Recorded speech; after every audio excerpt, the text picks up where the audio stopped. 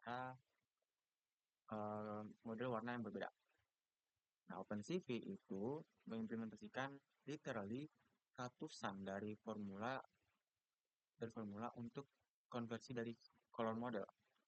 Beberapa warna model itu sering digunakan oleh input device seperti kamera, dan untuk model lainnya itu digunakan untuk output seperti televisi, komputer display, dan juga printer. Di antara input dan output itu kita uh, apply computer vision teknik itu ketika kita mengapply atau mengaplikasikan computer vision teknik dalam dalam foto, itu kita akan biasanya bekerja dengan 3 model warna berbeda. Ada grayscale, blue green red atau BGR, dan juga hue saturation value atau HSV. Mari kita lihat secara jelas apa itu ketiga model warna ini. Yang pertama yaitu ada grayscale. Grayscale itu adalah model yang meredus informasi warna dengan mentranslate ke dalam shades of gray atau brightness atau kecerahan. Nah, model ini itu sering berguna untuk intermediate processing of image di problem yang brightness-nya itu uh, seperti face detection. Nah, biasanya itu setiap pixel dalam grayscale image itu direpresentasikan dengan single 8-bit value dengan jangkauan dari 0 untuk putih dan juga hitam, 0 untuk hitam dan juga 255 itu untuk putih. Yang kedua itu ada BGR atau Blue Green Red Color Model.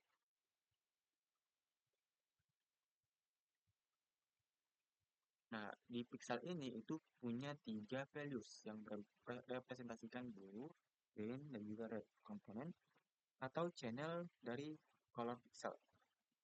Web developers dan juga siapapun yang menggunakan komputer grafis itu akan familiar dengan definisi dari BGR ini, kecuali untuk reverse channel order, red, green, blue. Biasanya itu setiap pixel di BGR ini itu direpresentasikan dengan triple 8-bit values seperti 000 untuk hitam, 255 00 untuk blue, 02550 itu untuk hijau, dan juga 00255 untuk red, dan juga 25 itu untuk putih. Nah, lalu yang ketiga itu ada HSP. HSP itu digunakan untuk triplet channel yang berbeda. Hue itu adalah color tone, saturasi itu adalah intensity, dan juga value itu adalah merepresentasikan kecerahan. Jadi, secara otomatis, OpenCV itu menggunakan BGR color model untuk merepresentasikan semua gambar yang di-load dalam file capture atau dari kamera. Dari file atau sebuah gambar dari kamera. Nah, sekarang kita telah mendefinisikan color model yang kita akan gunakan. Jadi, mari pertimbangkan untuk mempertimbangkan bagaimana default model itu mungkin akan berbeda dengan intuisi pemahaman kita tentang warna. Yang pertama adalah light is not pain. Untuk orang yang baru terhadap BGR color space ini, itu akan mungkin terlihat seperti tidak dijelaskan secara sempurna. Contohnya seperti 0, 25, 25, 0, 25, 25 itu triplet untuk no blue, no full green, dan juga full red. Itu akan menghasilkan kuning. Ketika kalau kamu punya background yang artistik, kamu tidak akan membutuhkan pen pick up atau brushes untuk mengetahui green dan red yang dicampur bersama ke dalam moody shade of brown. Nah, bagaimanapun, color yang kita color model yang kita gunakan itu disebut dengan addictive models, dan juga mereka berdeal dengan lights. Lights atau cahaya itu biasanya muncul muncul berbeda dari paints, yang dimana mengikuti subtractive color model. Dan sejak software itu bekerja dalam komputer, yang dimana itu adalah medium monitor, itu color model itu adalah addictive one. Nah, lalu itu adalah exploring Fourier transform.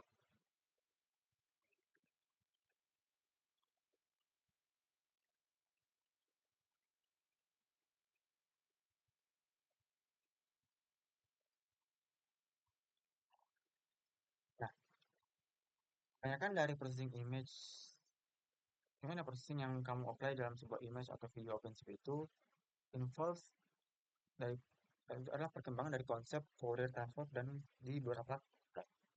Joseph Fourier itu ketika abad 18-an, dia adalah seorang French mathematician yang menemukan dan juga mempopulerkan banyak mathematical konsep.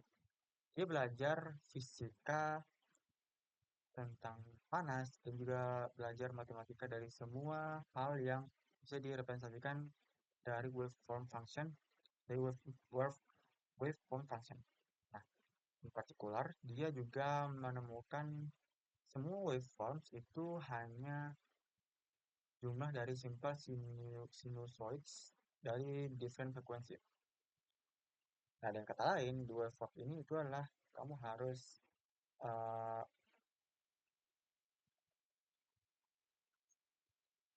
kamu harus mengobservasi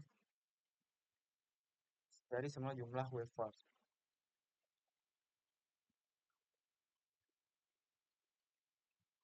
Nah, lalu itu ada HPFS dan juga LPFS.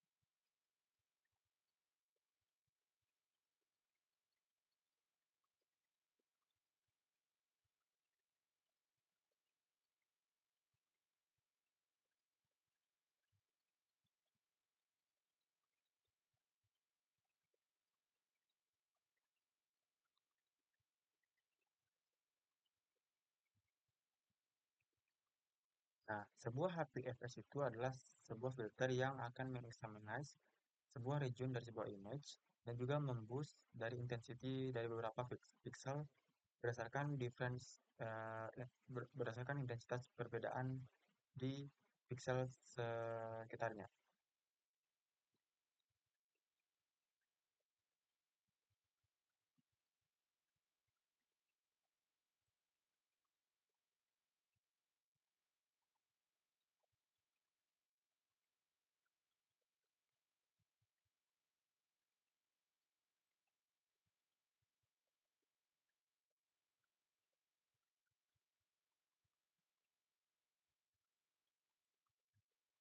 Nah, lalu kita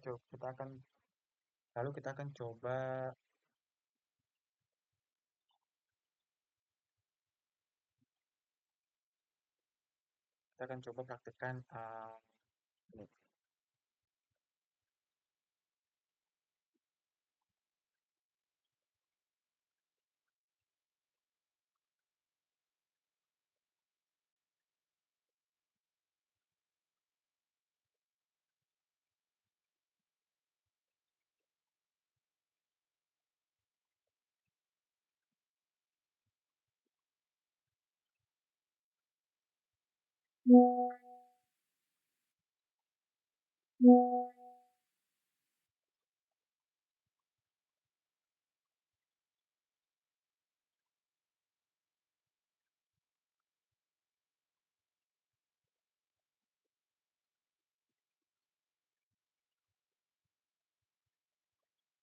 Lalu kita akan buka Google Colab.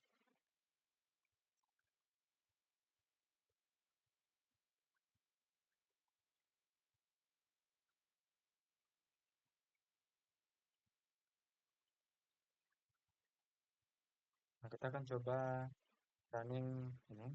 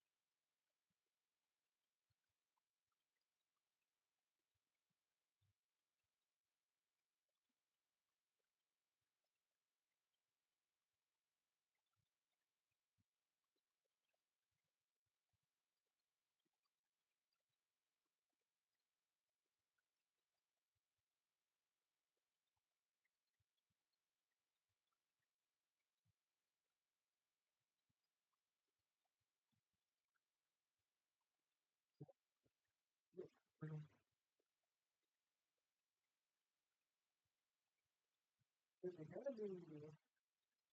Bagus. Tumpang kering.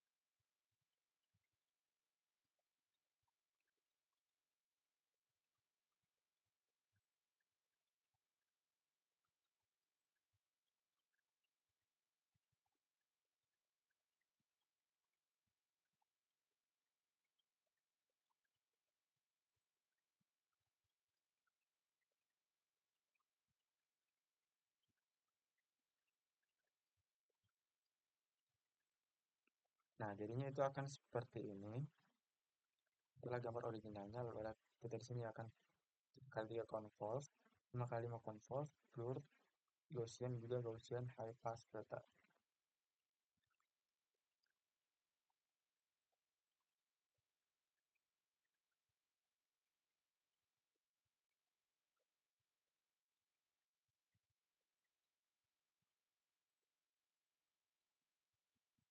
Nah, setelah kita initial import, kita bisa melihat 3 kali 3 kernel dan juga 5 kali 5 kernel itu.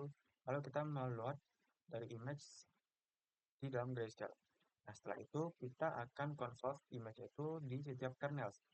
Tiap several library function itu available untuk beberapa fungsi. NumPy itu menyediakan convolve function. Nah, bagaimanapun itu hanya menerima satu dimensional arrays. Nah, walaupun convolutional dimensional multidimensional itu arrays itu bisa dicapai dengan NumPy, itu akan sedikit kompleks. Nah, CPyS di image module itu menyediakan another atau another convolve function yang mensupport multidimensional arrays. Nah, akhirnya OpenCV itu menyediakan filter 2D function dan juga save filter 2D function untuk special case dari 2D kernel yang bisa di-decompose ke dalam dua satu dimensional kernel. Nah, proses kode sampel yang proses kode sampel mengilustrasikan the image control function. Kita akan gunakan CV2 filter 2D function untuk disampel lain. Nah, seperti ini hasilnya. Nah, lalu yaitu ada creating modules. Mari kita kunjungi ulang Cameo project yang kita telah buat di chapter 2, yaitu handling files, cameras, and GUIs.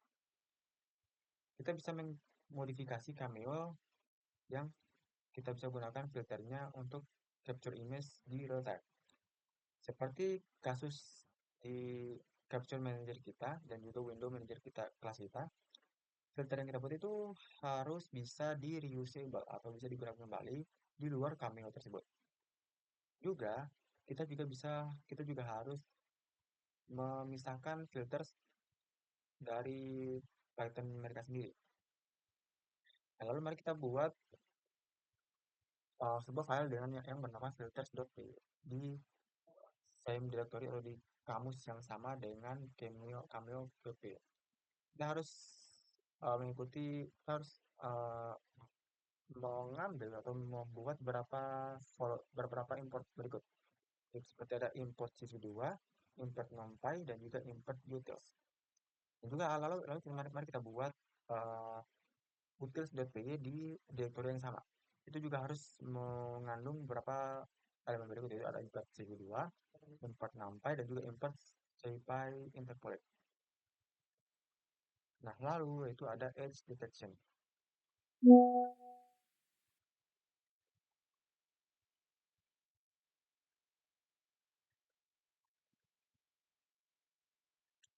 OpenCV itu menyediakan banyak edge finding filters, termasuk Laplacian, Sobel, dan juga Sharp.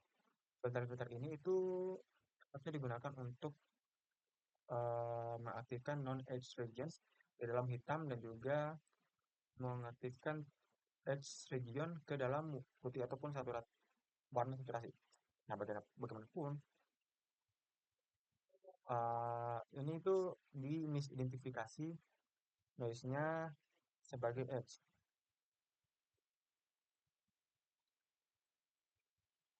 OpenCV juga itu menyediakan banyak filter untuk memblurkan sebuah gambar, seperti blur, median blur, dan juga Gaussian blur. Nah, untuk blur, kita biasanya menggunakan median blur, yang itu efektif untuk remove atau menghapus digital video noise, khususnya pada warna bergambar. Untuk edge finding, kita bisa gunakan Laplacian, Laplacian yang memproduksi bold edge lines, khususnya pada grayscale image. Nah, setelah mengaplikasikan median blur, tapi tapi sebelum kita mengaplikasikan Laplacian, kita harus mengkonvert sebuah image BGR dalam grayscale. Nah, ketika kita sudah punya hasil dari Laplacian, kita bisa invert black edge ke dalam white background. Lalu kita bisa menormalisasikan itu. Jadi itu bisa range-nya dari 0 sampai 1. Dan juga multiply atau mengkalikan dengan source image untuk menggelapkan gambar. Nah, itu adalah contoh codingannya.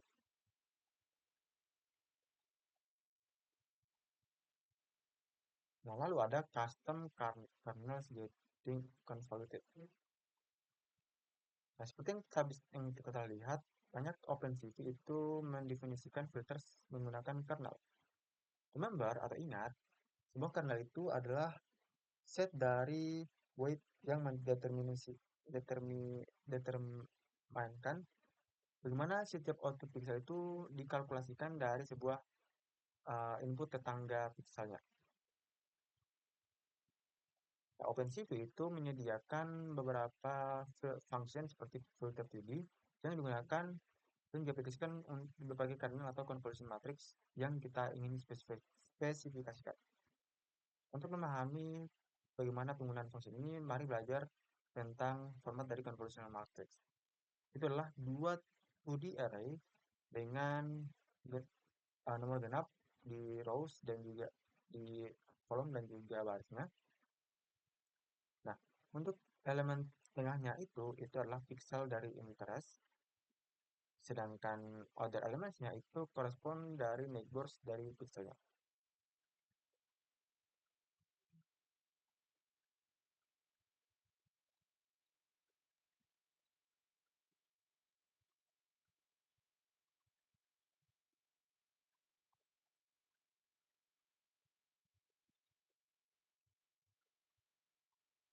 Nah, lalu itu ada custom kernels atau getting convoluted. Oh, sudah tadi ya, maaf ya. Lalu kita ada modifying the application. Sekarang ketika kita punya high level function dan juga kelas dari several filters, itu adalah trivial untuk apply berbagai dari itu ke dalam capture frames di Cameo. Jadi mari kita edit cameo.py itu dan juga menambahkan lines. Jadi itu bisa muncul dalam following excerpt. Yang pertama itu kita harus menambahkan filter di filter menu kita ke dalam list of import seperti berikut. Ini ada import CV2, import filter, dan lain-lain. Nah, sekarang kita akan menginisialisasi ini filter objek yang kita punya. Nah, contohnya itu seperti yang kita bisa lihat di modified init berikut. Itu ada kelas kami objek, lalu kita pakai def init self, dan lain-lain.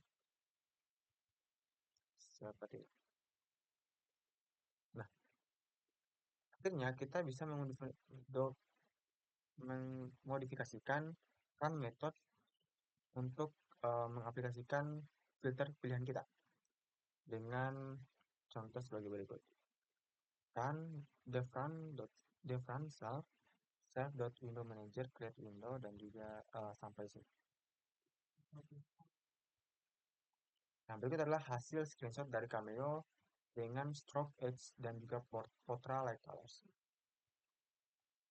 Nah, lalu itu ada edge detection with Kenny. OpenCV itu menyediakan handy function yang dipanggil dengan Kenny.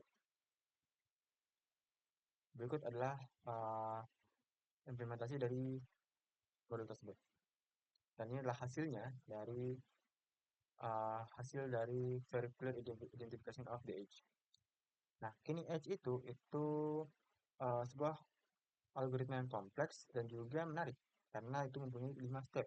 Yang pertama adalah denoise image dari Gaussian filter.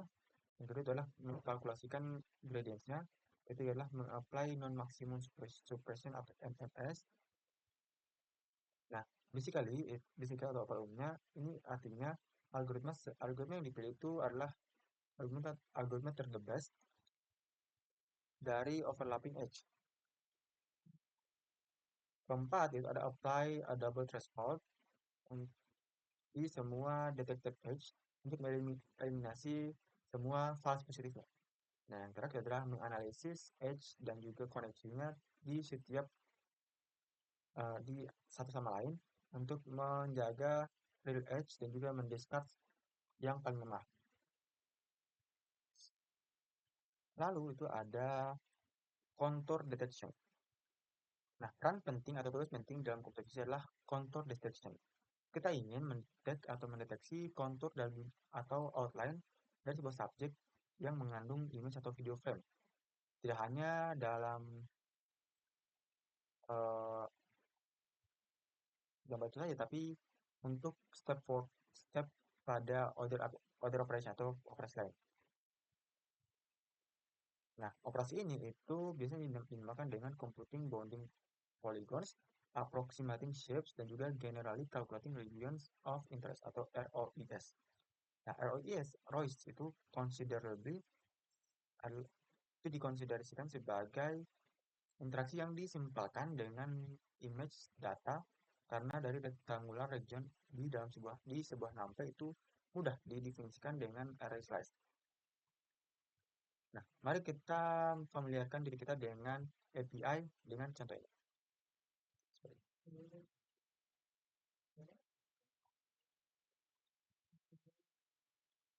Nah, pertama itu kita akan membuat empty black image dengan 200 kali 200 pixel di website itu. Lalu kita menempatkan white square dalam center untuk mengutilizing array ability untuk mengesan value on slice.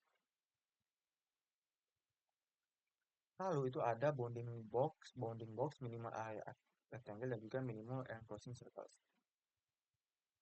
Untuk mengaplikasikan itu kita harus melihat kode berikut atau mengikut kode berikut dan juga mengintegrasikan ke dalam grayscale. Lalu mengaplikasikan threshold ke dalam grayscale image dan menemukan kontur dari threshold image. Seperti ini. Nah, lalu sekarang untuk setiap kontur itu kita bisa menemukan dan juga menggambar bounding box. Nah, dan di minimum enclosing rectangle itu bounding box, minimum enclosing rectangle dan juga minimum enclosing circle dengan menggunakan kode berikut.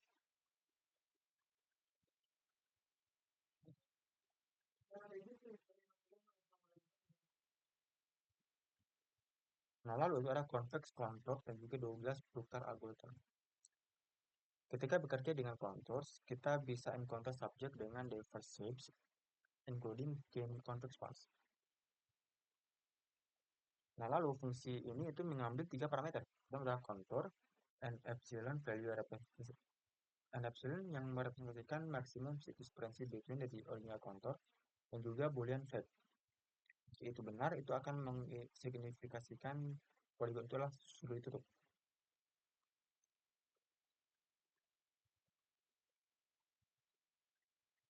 Lalu ada detecting circles. OpenCV juga itu mempunyai fungsi untuk mendeteksi circle dengan yang dinamakan dengan Hawk circles.